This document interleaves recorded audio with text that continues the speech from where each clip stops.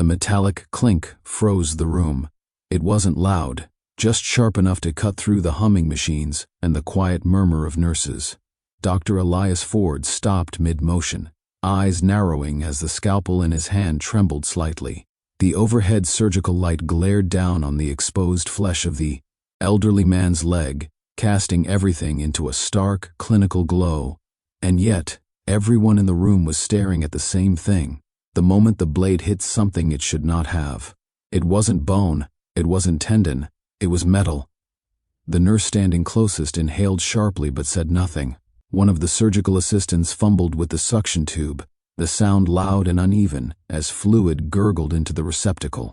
Dr. Ford leaned back just slightly, not in panic, but in calculation, his mind clicking through decades of anatomy, surgery, trauma cases. This didn't fit.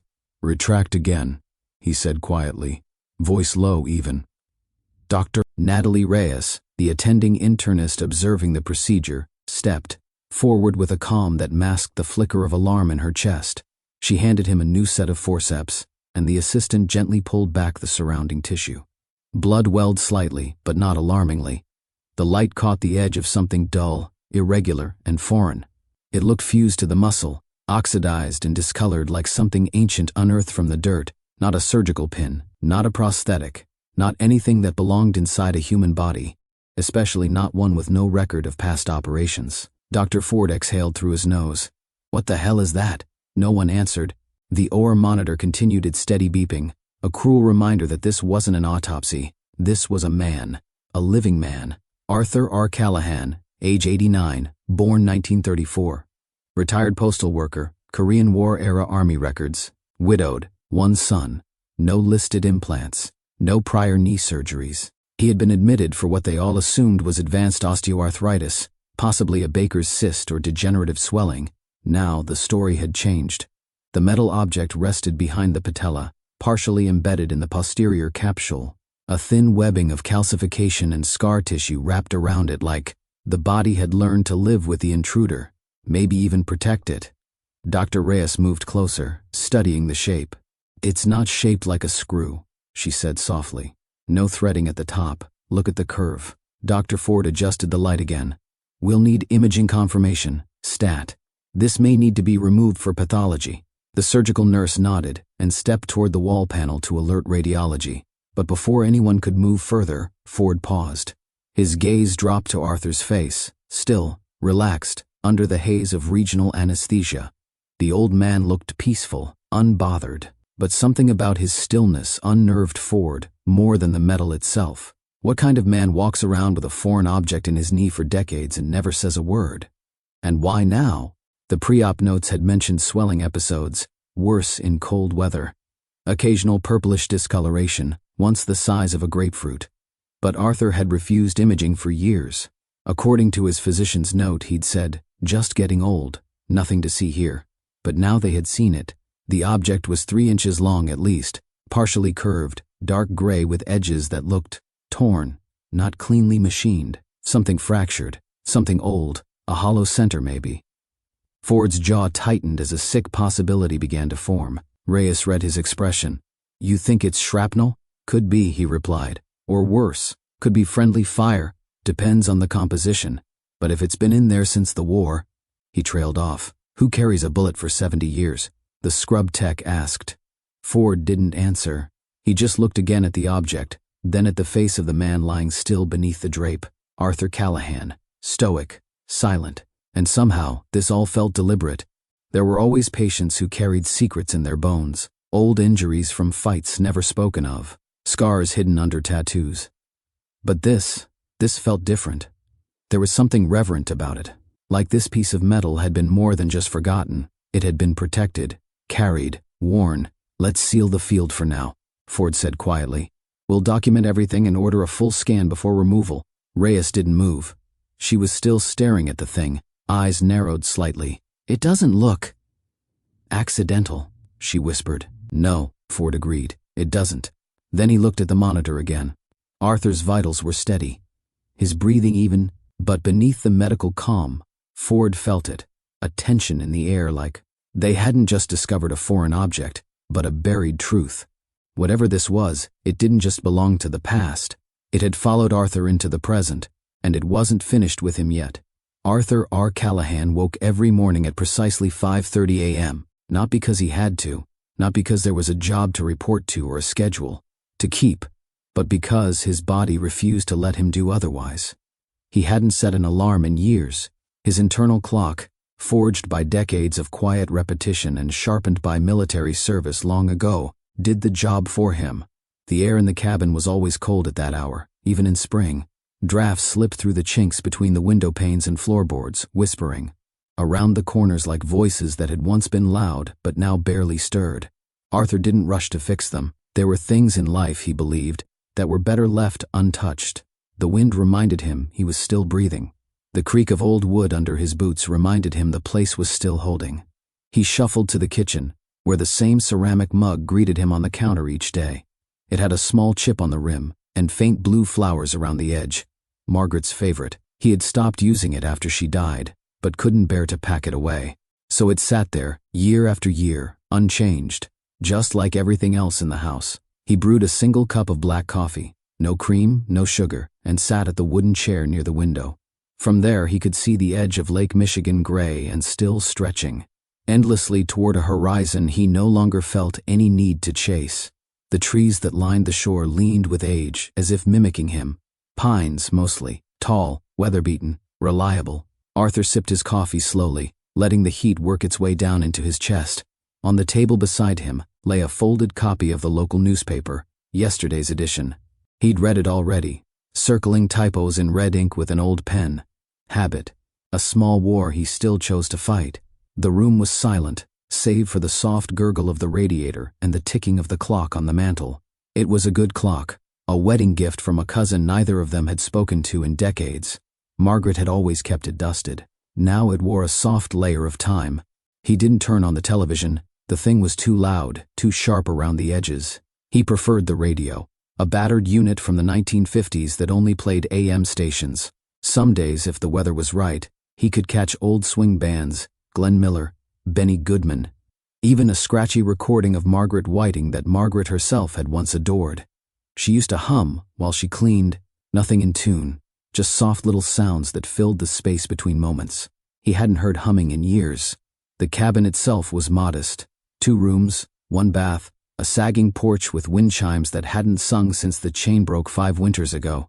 The roof needed repair, and the back steps leaned dangerously left. Arthur had a ladder and the tools to fix it all, but he hadn't touched any of them in years. Maintenance felt like an intrusion now, like polishing a headstone that no one would visit. He spent most of his time in the garage, a dim, cluttered space where wood shavings coated the floor like old snow. He worked with his hands there, sanding scraps of pine or oak into shapes that served no real purpose. A spoon with no bowl, a bird with no wings, once, a boat with no sails. When Daniel had asked him why he never finished anything, Arthur had replied, "Not everything needs a destination." He hadn't always been this way. There had been laughter in the house once, life. Margaret had been his counterbalance, a woman full of color, of warmth, with a sharp tongue and soft hands. She'd talk about the garden, about neighbors, about things Arthur never had much interest in, and he'd nod along, content just to be near her. When she died in '86, something in the house changed. It wasn't just quieter, it was emptier, colder. The rooms lost their weight. The chairs sat straighter. Even the pictures on the wall seemed to fade a little. He had removed nothing, moved nothing. Her sweater still hung behind the door. Her lipstick sat capped on the bathroom counter. And that damn mug waited on the counter each morning, like it refused to admit she was gone. Neighbors had stopped checking in after the 2nd year. Arthur wasn't unfriendly. He simply didn't invite questions. Mrs. Ruth Whitaker, who lived half a mile down the road, used to bring him pies in the autumn. After a while, she stopped. He never asked why. He wasn't lonely, he told himself, just private, independent, strong. Words he used like armor, words that sounded noble but sat bitter in the mouth. Every Sunday evening at exactly 6 o'clock, the cordless phone on the coffee table rang. Once, twice, Arthur waited for the 3rd ring before answering. It was always Daniel. The conversations were polite, stiff.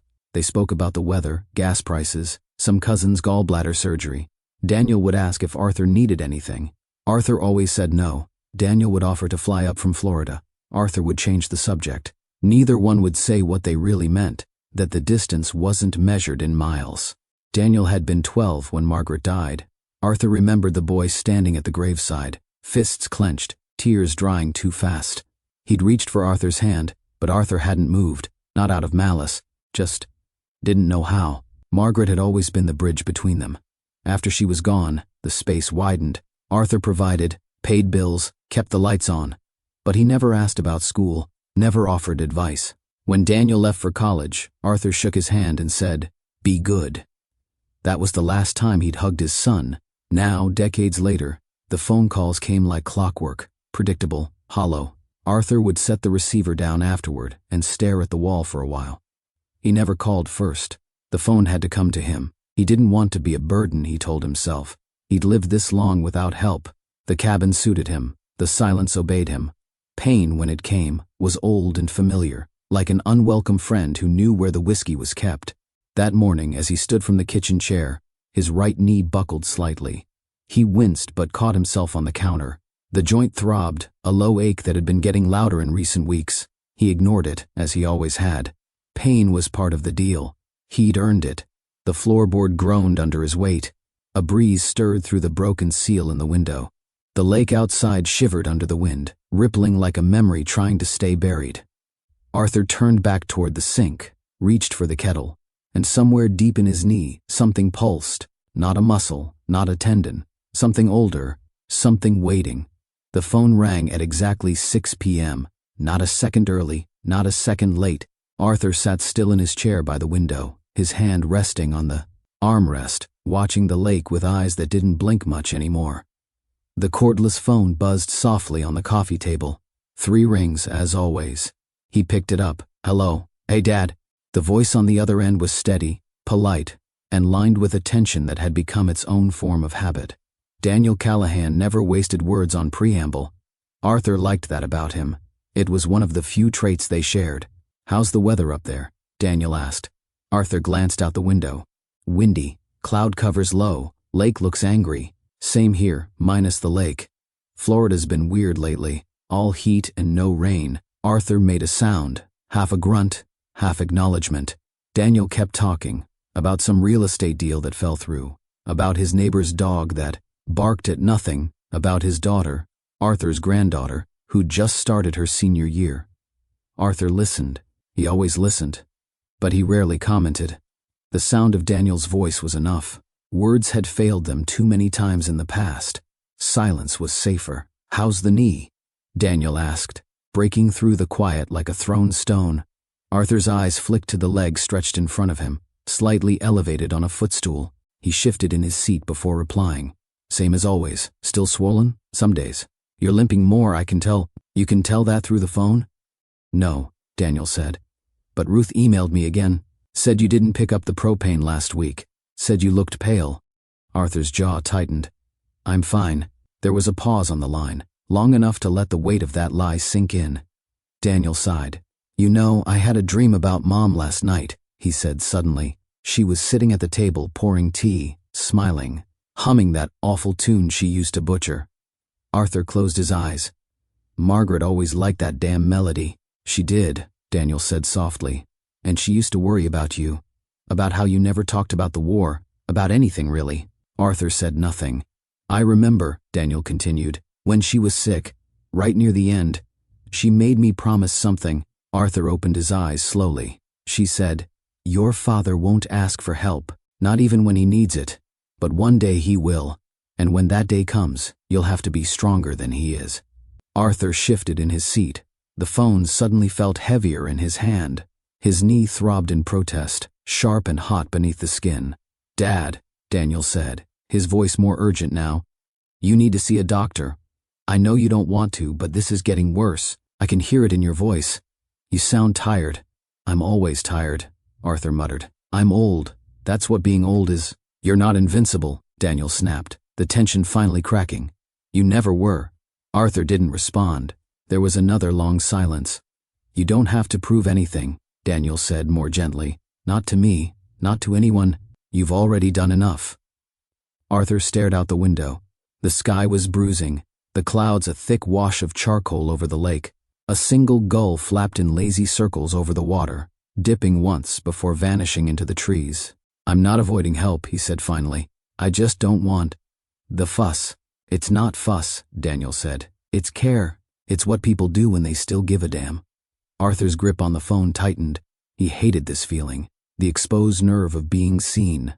Not just physically, but fully. Daniel had always been good at that, even when he was a boy, noticing what Arthur tried to bury.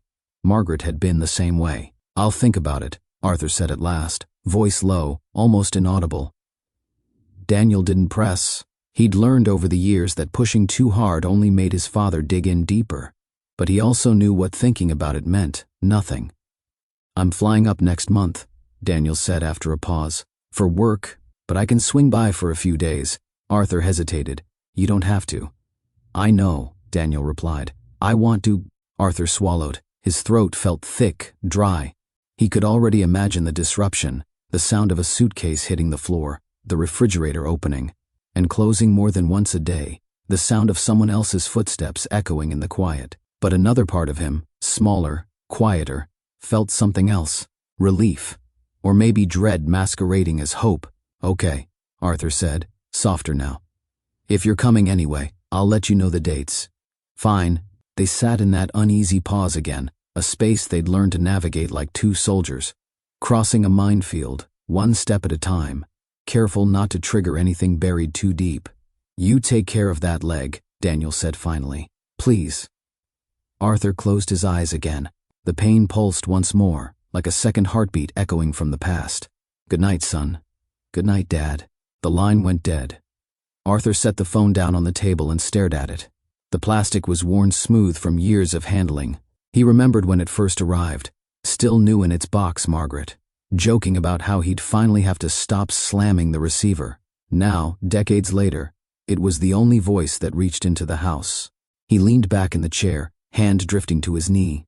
The skin felt tight, warm. He pressed gently. Underneath, something solid pushed back. He didn't wince, didn't cry out, just sat there, watching the lake darken as the sun disappeared behind the trees.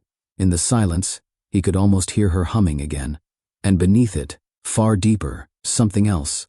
An echo of metal, of fire, of a scream carried across 70 years. It began with a slow, dull pulse just beneath the skin, the kind of ache Arthur had grown used to over the years. An old familiar burn that flared up during cold fronts or when the rain settled heavy over Lake Michigan. He stood from his chair by the window and limped toward the kitchen, letting his weight lean on the counter as the pain crept deeper into the joint. He didn't groan or curse. He simply paused, breathed through his nose, and waited for it to pass. It didn't. By late afternoon, the ache had sharpened into something colder, more focused. The flesh around his kneecap felt tight, stretched too far. He sat again, unbuttoning the cuff of his pant leg, rolling the fabric up slowly until the knee was exposed. His skin had taken on a strange, dusky hue, faintly purple, edged with a yellowed tinge that reminded him of old bruises long past their anger. A network of veins pulsed faintly along the surface. Arthur pressed his fingers into the side of the knee, probing gently. The pain didn't just respond, it retaliated. A bright lance of fire shot up his thigh and twisted behind his hip. He exhaled, quick and sharp. His hands trembled. He sat back, blinking against the sudden wash of heat behind his eyes. The cabin felt warmer now, though the wind still howled outside. Sweat prickled at his temple. He rose unsteadily, gripping the edge of the sink. For a moment, his vision narrowed, darkened at the edges like a photograph curling inward. He waited. It passed. The bourbon was still on the top shelf, behind the canned soup and the jar of instant coffee he hadn't touched since 1994. He didn't bother with a glass, just twisted the cap, took a long pull, and closed his eyes as the burn slid down his throat. The pain retreated, only slightly, enough for him to move. He shuffled to the living room, settled into the recliner, and turned the radio knob, until he found something soft and far away, instrumental jazz, laced with static. He closed his eyes. At first, the darkness brought relief. No pain, no pressure, just sound and warmth. Then the images began. He didn't dream in the usual sense anymore. Sleep came in fragments, broken and fragile. But now, Something deeper pulled at him. He was standing, somewhere open. Dry heat pressed against his skin. The air reeked of dust and sweat and gunpowder. He knew this place. The terrain was rocky, uneven. Trees bent in the distance, not pines like Michigan, but something starker. Olive branches, sparse and scorched by sun. A ridge rose ahead of him, low and jagged. And somewhere, to his right, someone was calling. He turned. Frank stood 20 yards away, helmet askew, sweat pouring down his cheeks. His rifle was slung over one shoulder, and he waved, hurried, desperate. "Move, Artie," he yelled. Arthur blinked. "Move!" Then the gunfire came, a rattle of metal tearing the air. Arthur hit the ground, dirt filling his mouth. Somewhere behind him, someone screamed. Not a man, something worse, something final. The static on the radio popped sharply. Arthur jolted awake, heart pounding. His breath came in short, shallow pulls. The room swam around him. He was back in the cabin. The light had dimmed. The sky outside had gone orange with the last breath of daylight. The radio still whispered its tune, soft and eerie, but the pain was back with a vengeance. He looked down. The swelling had grown. His knee looked foreign now, unnatural, too large, too dark, like something pushing out from beneath the skin. It pulsed, once, twice. He didn't scream. Instead, he pushed himself up, each movement careful, deliberate. He limped to the bathroom, flicked on the light. The mirror above the sink showed a pale, sweat-slicked face, eyes sunken, jaw clenched. He splashed water onto his cheeks and leaned forward, pressing both hands to the porcelain. And then he heard it again. "Arthur." It was faint, not a shout, not the radio, a voice, behind him. He turned sharply, too sharply. Pain lanced through his leg, and he collapsed against the doorway, knocking a towel rack off its screws. It clattered to the floor. He bit down a cry and crawled back toward the hall. "Arthur, come on!" He froze. Frank's voice, it had been decades since he'd heard it. Not just the sound, but the cadence, the tone. That raspy half-growl Frank always used when things got tense, like it was meant to jolt you awake, to snap you into motion. Arthur pressed his back to the wall and stared down the hallway. Nothing moved. The only light came from the kitchen now, casting long shadows that danced with the breeze through the windows.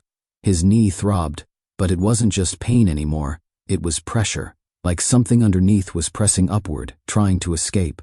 A memory, maybe, or something worse. He closed his eyes, counted to 5. When he opened them, the house was still.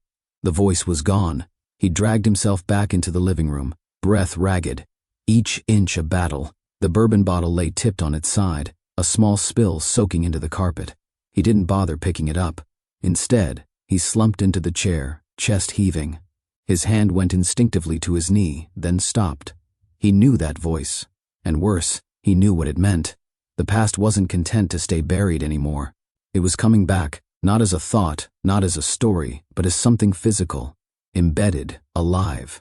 He needed to call someone, but the phone sat on the table just a few feet away, and those feet felt like miles. His body trembled, unwilling. His pride held fast. Calling Daniel meant questions. It meant being seen. It meant telling the truth, and the truth had teeth. He leaned his head back and closed his eyes again. Outside, the wind howled louder. The lake churned. Inside, a man sat in a chair, hiding from a war that had followed him home. The night passed slowly. Pain rippled through Arthur's body like an undertow, pulling him into deeper waters. He didn't sleep. He drifted, eyes closed but mind alert, each breath shallow, timed between pulses of heat from his knee. At one point, he thought he heard the wind stop, thought he heard footsteps on the porch. But when he opened his eyes, there was nothing.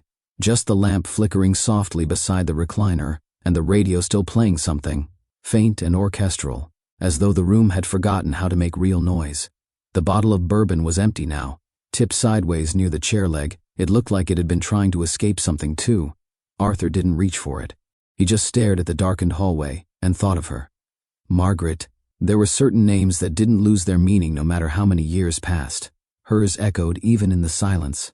He could still see the way she curled her fingers around the tea mug, her humming voice low and full of made-up melodies. The smell of lavender on her pillow, the way she used to look at him, not with admiration, not with pity, but with some, Stubborn, gentle certainty that he was more than he believed himself to be. He hadn't visited the bedroom in months, but now, driven by something more than habit, less than reason, he stood. His knees screamed in protest, but he moved anyway, slow and deliberate, down the hallway that still smelled faintly of mothballs and old cedar. The door creaked open, resisting him like a stubborn memory. The room inside was preserved, as if time had chosen to wait patiently in the corners. The bed was made, the curtains drawn halfway. On the dresser, a jewelry box sat unopened, its latch slightly rusted, and beside it, beneath a glass paperweight, was the envelope. He had seen it every day since she died, 39 years ago. He had never opened it. Not out of disrespect, not even fear, just inertia. Like opening it would be a kind of betrayal, a final chapter closing. A voice gone forever. He sat at the edge of the bed and stared at it. The envelope was yellowing now. The ink faded where she'd written his name in small, careful script, Arthur. His fingers shook as he picked it up. The paper inside was thin, lined, folded twice. When he opened it, a small pressed sprig of lavender fell out, brittle and gray. He began to read, "My love, if you're reading this, it means I'm already gone, and knowing you, you've waited too long to read it. That's all right. You were always slow with the soft things. I want to tell you something you never let me say out loud. You are a good man. You've always been a good man. Even when you didn't speak, even when the war stayed in your bones and wouldn't come out. I saw it in your hands. In the way you repaired the stairs twice after Daniel tripped. In the way you put gas in my car every Sunday morning. In the way you stood so still at your father's funeral, so no one would see your hands shaking. You never believed in softness, but you lived it. Quietly, faithfully. Please don't carry the past forever. I know you. I know what lives inside you. But it's not all your fault. Whatever happened over there, whoever didn't come back, please, let them go. And when the pain gets worse, and it will, don't try to fight it alone. Let someone help. Let Daniel in. He's more like you than he knows, and he's still waiting for the part of you that never came home. Don't disappear, Arthur. Not all the way. I love you. Still." Arthur's hand trembled as he set the letter down. He pressed it gently to his chest, closed his eyes. The sound in the room wasn't just silence anymore. It was her. Her voice. Her knowing. He sat like that for a long time. Then, slowly, he stood, limped back down the hallway, each step sharper than the last, until he reached the small desk by the kitchen window. He opened the drawer, found the phone book, dusty and curled at the corners. He flipped through until he found the local clinic. His fingers hovered over the number. Then he dialed. When the receptionist answered, he cleared his throat. "My name is Arthur Callahan," he said. "I think it's time I had someone look at my knee." The waiting room smelled like antiseptic and something older. Bleach, maybe, or dust. Arthur sat in the hard plastic chair, hands folded in his lap, his coat draped across his knees like a shield. The walls were too white, the lights too sharp. Around him, people coughed into tissues or scrolled silently on their phones. He stared at the floor. It had taken him 3 days after calling to actually show up.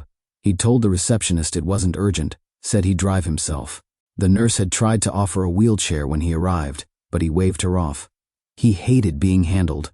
Now, alone, he watched the door to the exam rooms with a mixture of dread and detachment. The last time he'd seen a doctor, Margaret was still alive. That had been a regular checkup, nothing more. The doctor hadn't said much, and Arthur hadn't asked. When the door opened, a woman in her 30s stepped out. Her coat was crisp, her eyes alert. She looked around the room once before her gaze landed on him. "Mr. Callahan?" He nodded.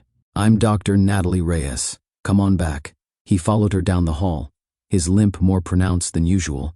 The pain had worsened overnight, and his right leg now felt twice as heavy as the left. He said nothing, just gritted his teeth and walked. The exam room was sterile and bright. A rolling stool waited near the wall. A paper-covered table sat in the center. Dr. Reyes gestured for him to sit. He did, slowly, suppressing the urge to groan. "Can you tell me what brought you in today?" she asked, typing something into the computer. "My knee," Arthur said. "It's been swelling, hurts more than usual. How long has it been bothering you?" He looked past her, toward the window. A while. She paused. "Can we be a little more specific?" He exhaled slowly. "Years." Reyes turned to look at him. "And why come in now?"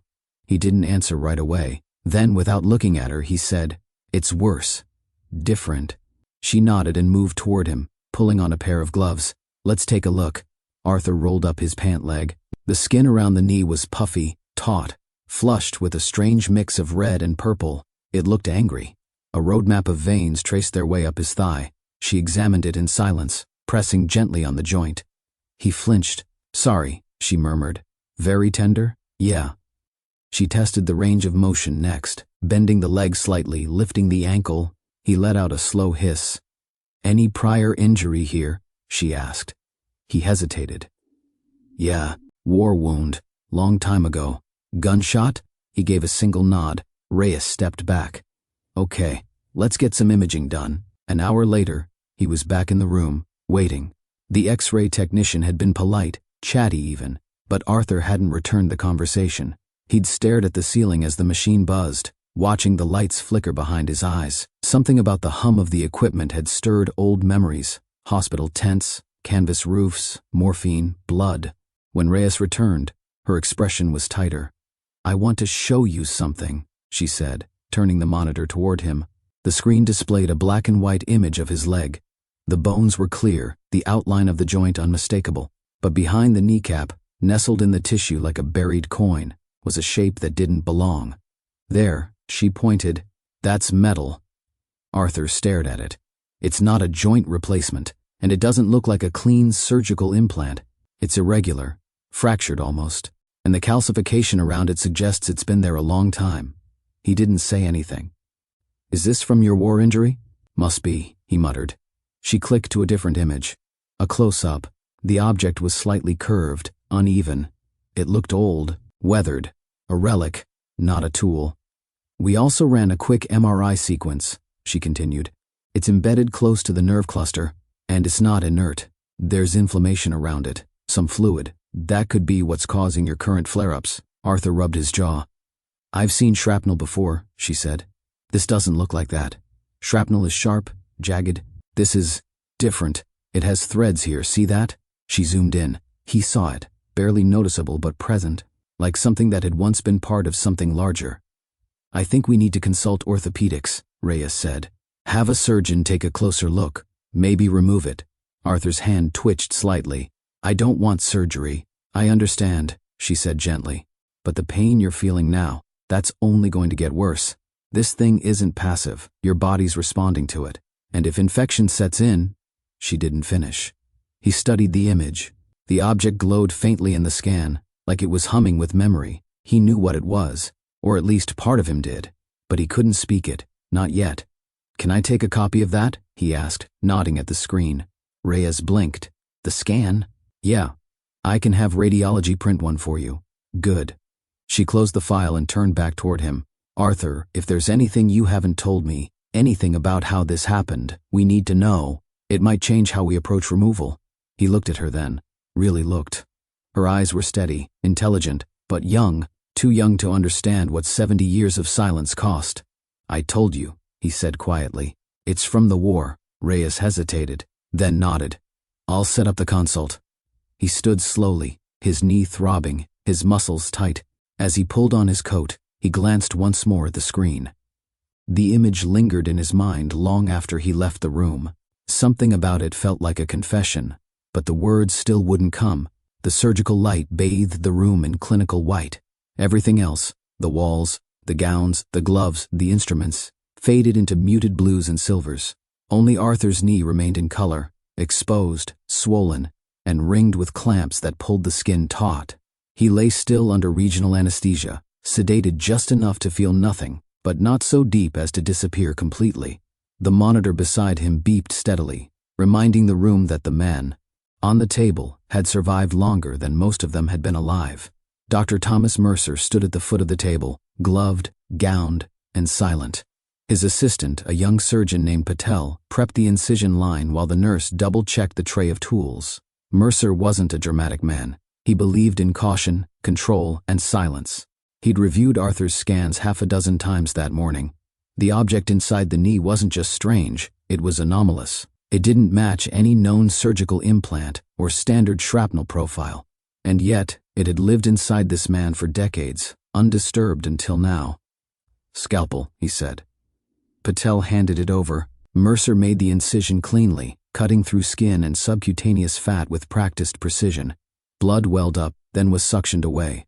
Layer by layer, they worked inward, through fascia, down to the joint capsule. Arthur's body, despite its age, responded well. No sudden bleeds, no unexpected pressure drops. "Retract," Mercer murmured. The clamps were widened, tissue spread. Then he saw it. At first it looked like the glint of an old coin in a dark well, just a dull shimmer of metal embedded deep beneath tendon.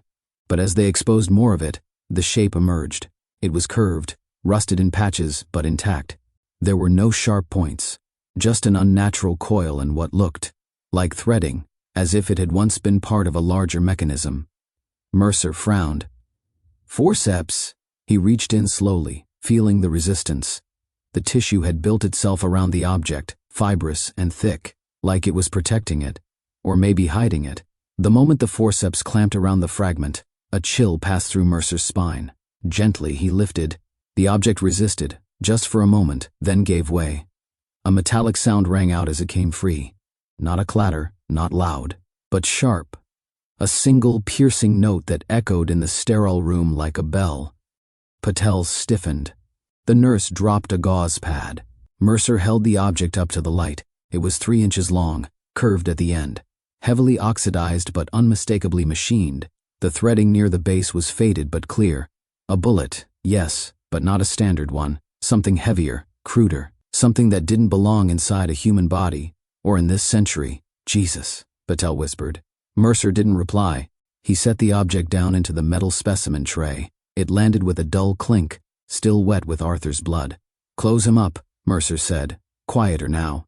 As the nurses moved in, sealing the layers, Arthur's monitor began to spike. "Heart rate," the anesthesiologist said sharply. The beeping quickened. Arthur's body jerked slightly.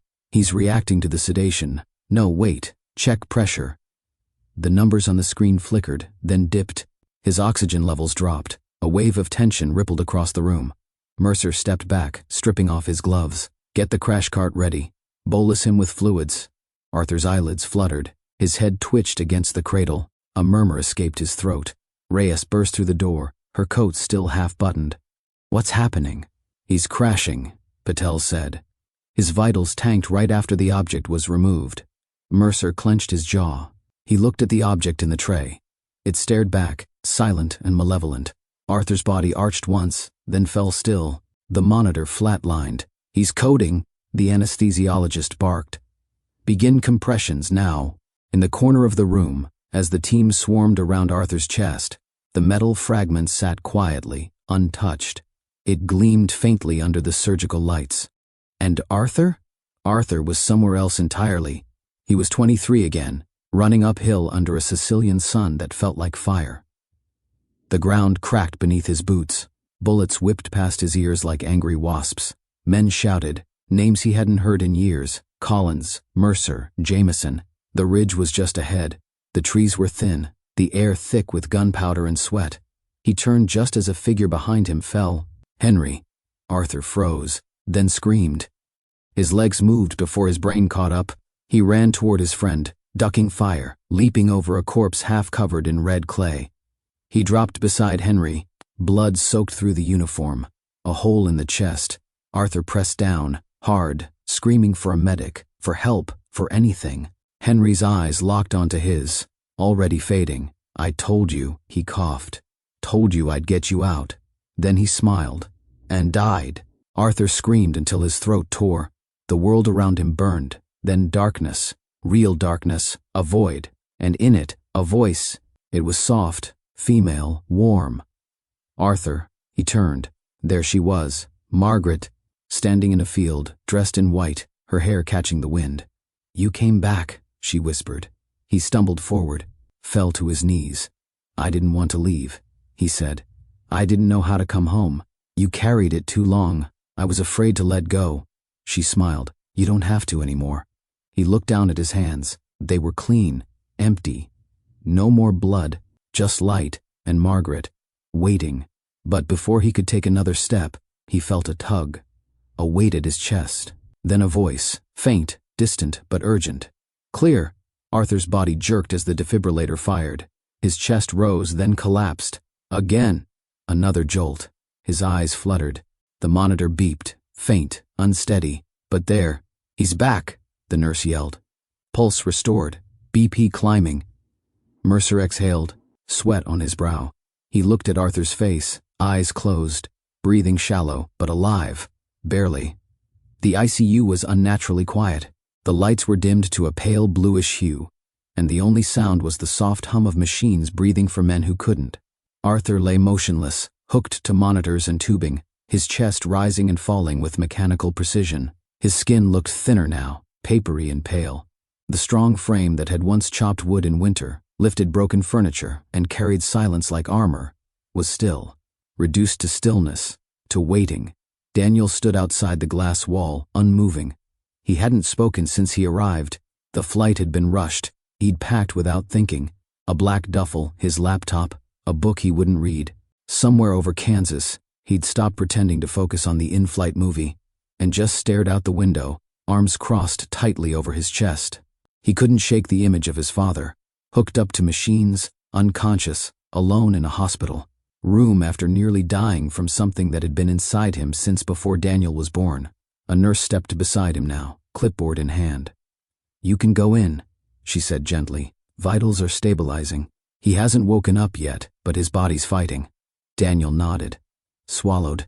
Inside the room, he pulled the chair close to the bed and sat down. The air smelled like antiseptic and lavender lotion. There was a folded blanket on a side table, untouched. He didn't touch it either. He just looked. His father was barely recognizable like this. Not because of the hospital gown or the IVs, but because of the absence of control. Arthur had always been composed, always upright. Even in grief, even in rage, there was control. Now all of that was stripped away. Daniel reached out slowly, touched his father's hand. It was cold. "Hi, Dad," he said quietly. "I'm here." There was no response, just the soft, persistent beep of the heart monitor and the slight shift of the ventilator. He hesitated, then leaned back in his chair. "I got the call yesterday. They said your heart stopped during surgery, that they pulled a bullet out of your knee. A bullet." His voice cracked on the word. He swallowed again. "How long have you been carrying that thing?" He shook his head. "Why didn't you ever tell me?" Arthur didn't stir. Daniel looked around the room. White walls, gray linoleum floor, a small window looking out toward nothing. For a moment, he imagined his father waking up, making some dry comment about hospital food, telling the nurse she was overcharging for aspirin. But the room remained still. He leaned forward. "You know, when I was a kid, I used to think you were invincible," Daniel whispered. "That you couldn't get sick, couldn't get hurt, couldn't break. You chopped wood in the snow without gloves. You fixed the roof alone during a thunderstorm. You never complained when Mom got sick, just made her tea and held her hand like it was nothing." He paused. "But it wasn't nothing. I know that now." His throat tightened. "I was 12 when she died. You remember that day?" Of course he remembered. "You didn't cry, not once. You just stood there, holding my shoulder like it was a war briefing. I kept waiting for something. For you to grab me, tell me we were going to be okay, say you were scared too. But you didn't. You went home, put away the black suit, and fixed the back steps that afternoon." He let out a breath. "I thought that was strength. For a long time I tried to copy it, in school, with women, at work. But I was just angry, all the time." Arthur remained silent. Daniel stared at the tubes running from his father's arm to the IV bag. "Mom left me a letter too," he said. "She said you were a good man, that I shouldn't judge you for your quiet, that you carried things I didn't understand." He blinked. "I thought she was just trying to make excuses, but now I'm not so sure." Outside, the hallway flickered with fluorescent light. Another nurse walked past the window. Time passed without shape or sound. Daniel's voice dropped. "I don't know what happened to you in that war. I don't know what that bullet was, but I do know this. You've been bleeding for 70 years, and you never once let me see it." He looked back at his father's face. The same furrowed brow, even in unconsciousness. The same clenched jaw, the same quiet refusal. Daniel reached out again. This time he didn't let go. "You don't have to be alone in it anymore," he said softly. "I'm here." The monitor beeped on. Arthur didn't stir. But somewhere inside something shifted. A dream, or something more. In that other place, neither memory nor reality, Arthur stood at the edge of a familiar hill. Sicily again, the air thick with heat and the smell of dirt and cordite. But it was quiet now, the ridge empty, the battle long over. Ahead of him, a figure waited. Not Margaret. Henry. "You took long enough," Henry said, smiling. Arthur blinked. He was whole again, no pain, no limp. "I thought I'd forgotten you," Arthur whispered. Henry shook his head. "You tried. That's not the same." They stood there a moment longer. Then Henry pointed. Behind Arthur, the wind blew gently. Voices echoed faintly. Daniel's voice, calling him back, holding him here. "Go," Henry said. "There's still time." Arthur turned and followed the sound. Arthur's eyelids fluttered slowly, like shutters opening after a long storm. The light above him felt distant at first, as if it belonged to someone else's world. He could hear beeping, soft, steady, like a heartbeat in another room.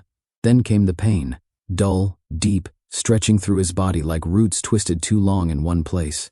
He inhaled sharply, and it caught in his throat. Daniel was already standing. "Dad?" Arthur blinked again. His lips were dry. The edges of the world sharpened slowly. The IV line in his arm, the hum of machines, Daniel's face, drawn but present. "You're here," Arthur murmured. Daniel gave a shaky nod. "Yeah, I'm here." Arthur shifted slightly, wincing. "Feels like someone parked a truck on my leg." Daniel let out a laugh. More of a breath, really. "That's how you know you're alive." Arthur turned his head slowly toward him. Didn't expect to be. The silence that followed wasn't heavy. It was real, honest, the kind that didn't ask for explanation, just space. Daniel sat, pulled the chair close. "I flew in the night they moved you here," he said. "They weren't sure you'd make it." Arthur blinked slowly. "Neither was I." Daniel hesitated, then said, "You scared the hell out of me." Arthur didn't respond at first. Then, "I'm sorry." It landed gently, like a leaf settling after the wind. Daniel stared at him. "You've never said that before." Arthur's voice was quiet. "That's not something I was taught to say." The machines continued their rhythm. The world inside the hospital room felt suspended, like time was holding its breath. "I've got questions," Daniel said, "but we don't have to do it all now." Arthur looked at him. "No," he said. "Ask." Daniel leaned forward. "That bullet, the one they found." Arthur closed his eyes. "I know what it was. You said nothing for all these years. Why?" Arthur didn't answer immediately. When he spoke, his voice sounded like gravel under rain. "I got shot in Sicily, 1943, machine gun fire, MG-42. We were pushing through a grove, dry terrain, ambush from the ridge." He paused, swallowed hard. "There were 12 of us that morning, only 5 by nightfall." Daniel waited. "One of them was Henry Mercer." He said the name like it was a stone he'd been holding in his mouth for years. "He was my best friend, better than me in every way, funnier, smarter. He wanted to design buildings, had sketches in his pocket during the landing." Arthur's eyes flickered with something distant, not just memory, grief, alive and still bleeding. "I got hit in the leg, went down. I told him not to come, screamed at him, but he ran anyway, dragged me behind a broken wall, took a bullet through the chest." His voice cracked on the last word. "He died with his hand on my collar, still trying to pull me farther." Daniel said nothing, just listened. "They patched me up, took some of the shrapnel out, but not all of it. The bullet had fragmented. One piece stayed." He shifted, just slightly, against the pillow. "I told them to leave it. I told myself it wasn't worth the risk, that I was fine." He looked at Daniel now. His eyes weren't hard anymore. They were tired, human, but that wasn't the truth. Daniel leaned in. "So what was—" Arthur inhaled, then let it out like he was finally exhaling 70 years of silence. "The truth was, I didn't want it gone. I needed it. As a reminder. As punishment." Daniel's voice was barely above a whisper. "Punishment? I lived. Henry didn't. I froze, just for a second. He didn't." He moved. "That second cost him everything. You can't know that. I do know." Arthur's fingers curled slightly around the blanket.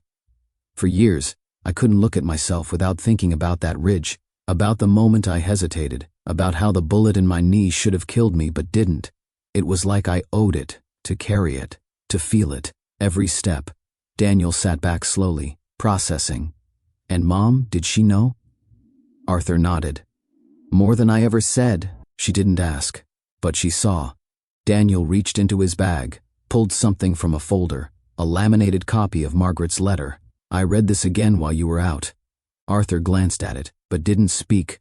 She said you never stopped loving us, Daniel said, that you just didn't know how to show it. Arthur turned his head toward the ceiling. I always thought love was duty, providing, fixing. Daniel shook his head. Love is presence, Dad. It's being there, even when it hurts. Arthur closed his eyes. I wanted to spare you the weight. Thought if I kept it locked up, you wouldn't inherit it. You didn't give it to me, Daniel said quietly. But I carried something anyway. I carried confusion, distance, questions that didn't have answers. He paused. But now I get it. Or, I'm starting to. The light outside the window shifted, casting golden rays across the bed. Arthur opened his eyes again. For the first time, they looked clear. Do you hate me? He asked. Daniel blinked. No, he said, the answer immediate. I don't. Arthur's voice cracked. I wouldn't blame you if you did. Daniel reached across the railing, took his father's hand. I forgive you. Arthur held his son's gaze for a long time. Then, in a voice so low it barely passed the edge of the air, he whispered, Thank you. They sat like that for a while. 2 men, 2 generations, a silence between them no longer heavy with shame, but full of truth. Arthur was healing, not just the body but something older, something buried. And Daniel, he wasn't a boy seeking answers anymore. He was a man, holding space for the father who had finally, after a lifetime, begun to speak. Recovery came slowly, like the sun rising behind thick fog. For the first time in years, Arthur didn't rush to hide the pain. He let the nurses help him sit upright, let the physical therapist adjust the brace. On his leg, let Daniel fold the hospital blanket across his feet without protest.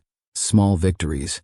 He started eating more, a few bites of scrambled eggs, a slice of toast. The first day he managed to walk from the bed to the window with a walker, Daniel clapped like it was the World Series. Arthur shook his head but smiled. You're making a big deal out of 5 feet. You've earned every inch, Daniel replied. The ICU gave way to a recovery room. Fewer machines, quieter nights. Arthur spent hours sitting by the window, watching the sky shift through different shades of Ohio gray. The lake was still too far to see, but he imagined its presence, imagined the wind moving across the water, imagined what it would feel like to walk down to the shore again. This time, without the weight in his leg. Daniel stayed through it all. He read aloud from the newspaper when Arthur's hands were too shaky, helped shave him, sat beside him without filling the silence with noise. They didn't talk every hour, but when they did, the words came easier. One afternoon, as the nurse changed the dressing, Arthur winced slightly. Hurts? Daniel asked. Arthur nodded. Less than it used to. Different kind of hurt now. How so? Arthur thought for a moment. Before, it was like something was pushing in. A pressure, a memory I didn't ask for. Now, it's just healing. Tender but honest. Daniel looked at him. That makes sense. Arthur tilted his head. You sound like your mother when you say that. Daniel smiled. She used to say it a lot, didn't she? She did, Arthur said. About everything. They paused. Then Arthur asked, quietly, Do you remember the day she taught you how to ride a bike? Daniel blinked at the sudden memory. Yeah, on the gravel road behind the church. Arthur nodded. I watched from the window. She wouldn't let me come out, said I made you too nervous. Daniel laughed. She wasn't wrong. You yelled too much. Arthur chuckled softly. I wanted it to be perfect. I wanted you to get it right the first time. Daniel's smile softened. She said falling was part of it. She was always better at knowing how to let you fall, Arthur said. They sat with that, not in sadness, but in quiet gratitude. Margaret's presence lingered between them, not as a ghost, but as a tether. A few days later, Daniel brought in a small wooden box, polished, dark grain, glass top. He set it gently on the table beside Arthur's hospital bed. I picked this up from the lab, he said. They weren't going to save it, but I asked. Arthur turned his head, looked down at it.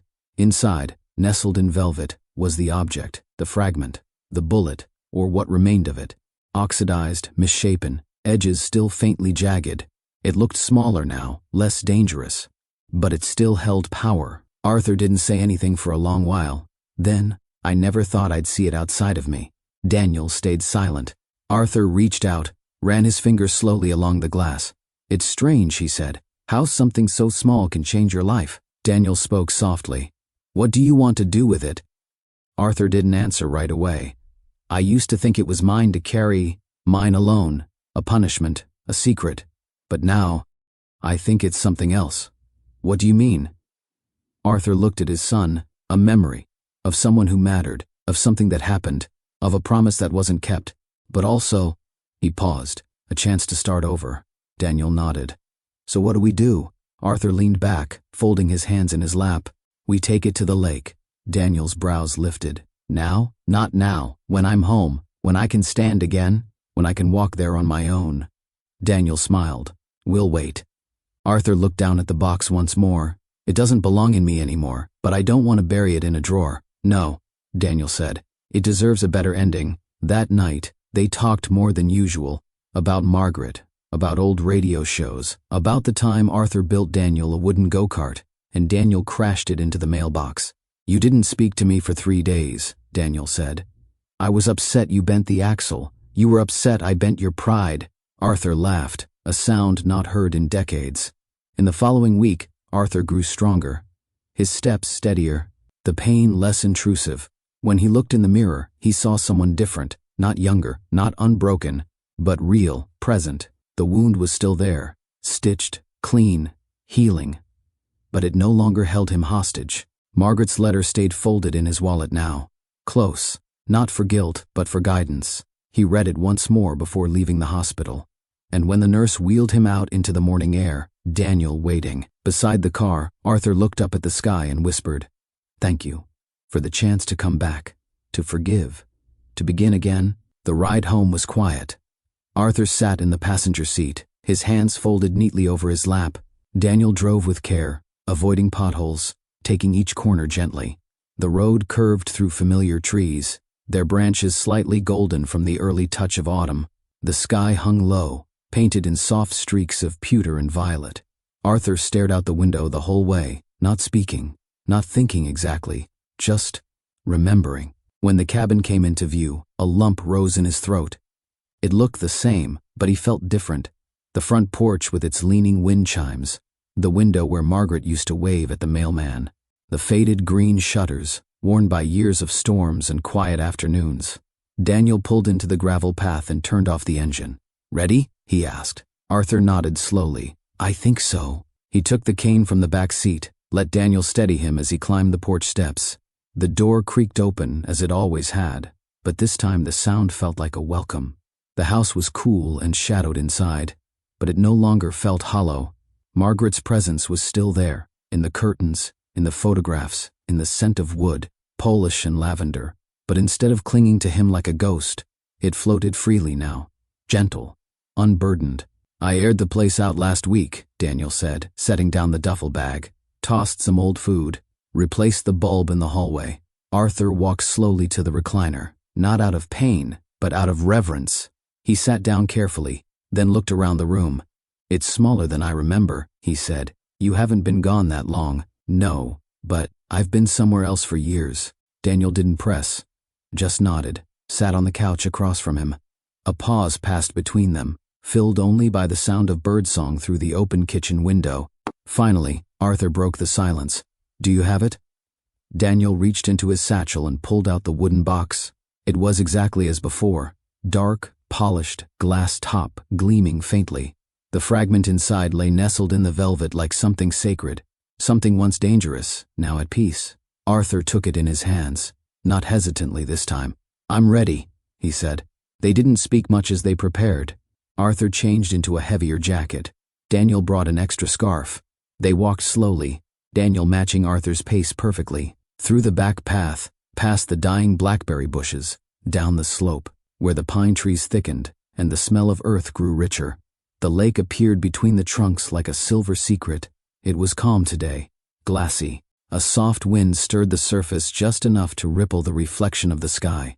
The dock, weather-worn, slightly crooked, extended out over the shallows.